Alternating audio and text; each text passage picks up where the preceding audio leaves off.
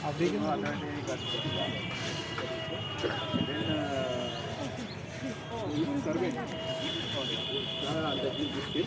This is the first temple of Vrindavan. Vrindavan और ये जो स्थान है ये है द्वादश आदित्य टीला। द्वादश आदित्य मीन्स 12 sons. This टीला is where Krishna came and stood after he subdued Kaliya. क्योंकि कालिया के साथ जो प्रोसेस था लड़ने का वो काफ़ी लंबा प्रोसेस था। एक मुहूर्त भगवान को लगा, ऑलमोस्ट 48 to 50 मिनट्स कृष्ण पानी के अंदर थे और यमुना का पानी बहुत ठंडा है, अभी आप चलेंगे देखेंगे बहुत ठंडा पानी है। तो कृष्ण जब वहाँ थे तो उनको ठंडी लग गई, कृष्ण को कालिया को सबड्यू करने के बाद। तो कृष्ण यहाँ पर आके खड़े हुए कि मुझे थोड़ी गर्मी चाहिए, और जब यहाँ खड़े हुए तो कृष्ण तो यूनिवर्सल रूलर है, तो उनके लिए कोई एक सूर्य नहीं आया, 12 सूर्य अलग अलग जगह से निकल करके आए और कृष्ण को ताप दिया यहाँ पर। और कृष्ण थोड़ी देर बाद बोले यस मैं अब संतुष्ट हूँ, आप लोग जा सकते हो। तो सारे सूर्य दोबारा चले गए, आप देख रहे हैं। तो ये वो स्थान है द्वादश आदित्य टीला जहाँ पर कृष्ण आके खड़े हुए और सबने सारे सूर्य ने आकर के ताप दिया।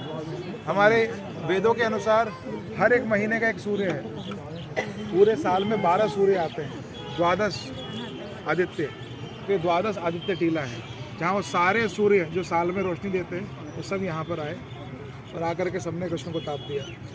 उसके बाद 5000 वर्ष पहले यहाँ पर वृंदावन में सिर्फ जंगल था, सिर्फ फॉरेस्ट और कुछ नहीं था जब कृष्ण के जाने के बाद।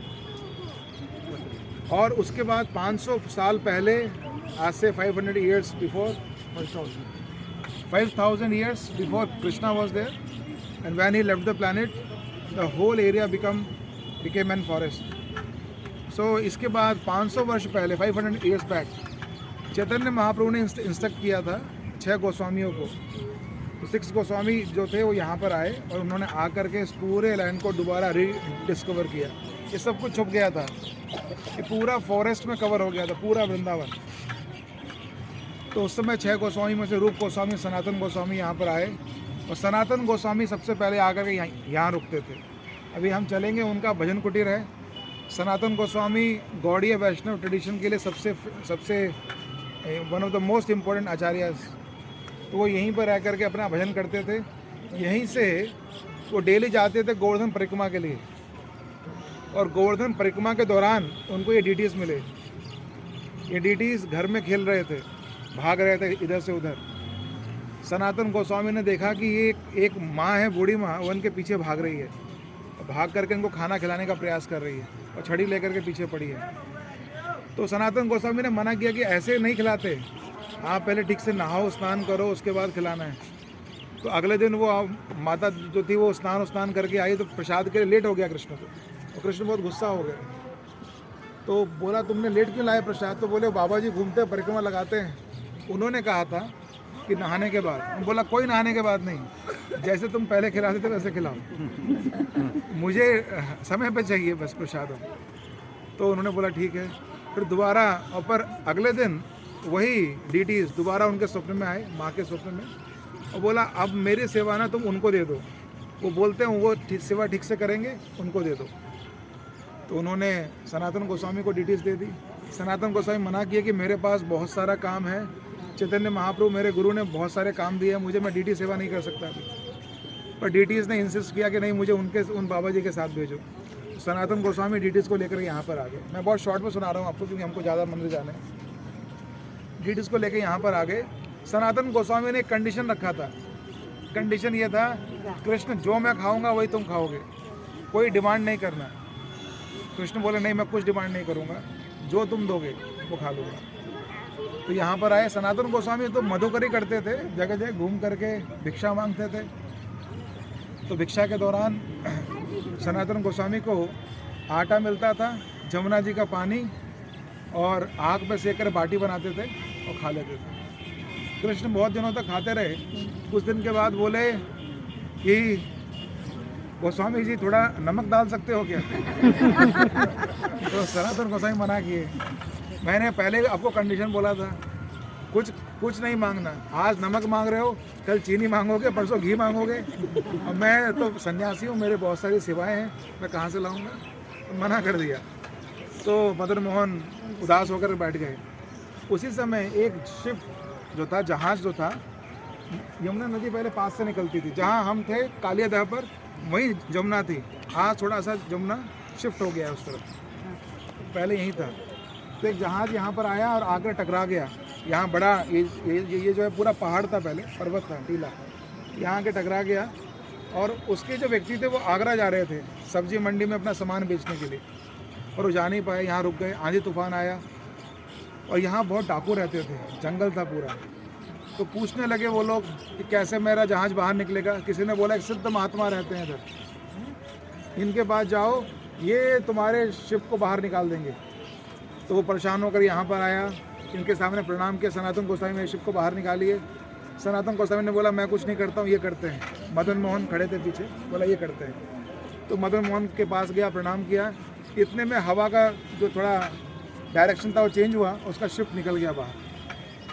और उसने उस समय तक संकल्प किया था कि अगर मेरा माल जो बिकेगा, आज सामान जो बिकेगा, उसका सारा प्रॉफिट से मैं यहाँ पर मंदिर बनाऊँगा एक बड़ा। तो ऐसा बोल करके वो निकल गया और निकला, सब्जी मंडी गया। और उस दिन बारिश तूफान था, कोई और नहीं आया। डिमांड तो ज़्यादा थी और सप्लाई बिल्कुल नहीं थी। प्राइस अनलिमिटेड कोट किया उसने और बहुत प्रॉफिट उसको हुआ। और जब वो यहाँ आया तो उसने सारा प्रॉफिट दोबारा आकर के सनातन गोस्वामी से बोला मैं यहाँ मंदिर बनाऊँगा। सनातन गोस्वामी ने बोला तुम्हारे उनके बीच में है, मदन मोहन और तुम्हारे बीच में है, मेरा कुछ नहीं है। मुझे तो यहाँ पर रह के भजन करना है भगवान का। उन्होंने बोला पर मेरे नाव में कुछ बच गया है। तो बोला क्या बच गया है? बोला सारा सामान बिक गया, पर एक नमक का बोरा था, वो बारिश से भीग गया था, तो मैं उसको ला करके यहाँ पर मैंने रख दिया है, आपको यूज़ करना हो तो यूज़ कर लेना। तब सनातन गोस्वामी पीछे देखे मदन मोहन की ओर। तो ये सारा ड्रामा इसलिए था, नमक खाने के लिए। अगर आपको ये सब अरेंज करना है, मैं आपकी सेवा नहीं कर सकता। सनातन गोस्वामी वहाँ किसी और भक्त को रख करके यहाँ से निकल गए और बाद में मंदिर बनाया गया बड़ा। पर ये मंदिर बनने के बाद औरंगजेब ने इस मंदिर को तोड़ा है। देखिए ऊपर से दिख रहा है आपको, हाँ इसको तोड़ा हुआ है, उसको भी तोड़ा हुआ है, वो भी मंदिर टूटा हुआ है ऊपर से देखिए। इसकी तो ये मंदिर बहुत अच्छा बना था। पहला मंदिर है वृंदावन का, फर्स्ट टेम्पल जिसको बनाया गया था। और हमारे आचार्यों ने बहुत मेहनत किया था, क्योंकि ये जो लाल पत्थर दिख रहा है ना आपको, ये सिर्फ उस समय मुगल एम्पायर की जो बिल्डिंग्स होती थी उसमें ही यूज़ होता था। ये बहुत कॉस्टली पत्थर था।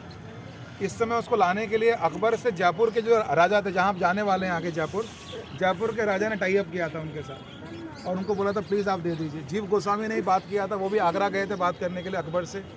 और ये सब होकर के ये पत्थर यहाँ पर आए। जैसे सारे मंदिर गवर्नमेंट की जो रिकमेंडेड जो पत्थर थे उसी से बने। आप लाल किला देखेंगे तो ऐसे ही बना हुआ है, तो उन्हीं पत्थरों से ये बना हुआ है। तो इसलिए बहुत महंगे टेम्पल्स थे उस समय के हिसाब से। तो और पर औरंगजेब ने बाद में आकर इसको तोड़ दिया। आइए हम लोग पहले डीटीज़ का दर्शन करते हैं मदन मोहन जी का। आज तो ये डीटीज़ करौली में है जहाँ आप कल जा रहे हैं, पर यहाँ पर जो डीटीज़ हैं वो हमेशा इटर्नल डीटीज़ हैं, हमेशा विराजमान हैं। दर्शन करके सनातन गोस्वामी भजन कुटीर विग्रह के दर्शन, वहीं पर एक रैंप है, वहाँ पर आप ग्रुप फ़ोटो लीजिएगा। और फिर हम उतर करके कहाँ जाएंगे? राधा दामोदर टेम्पल। ठीक है, इसके बाद अगला डेस्टिनेशन क्या है? राधा दामोदर। श्री राधा मदन मोहन भगवान की जय, सनातन गोस्वामी पाद की जय।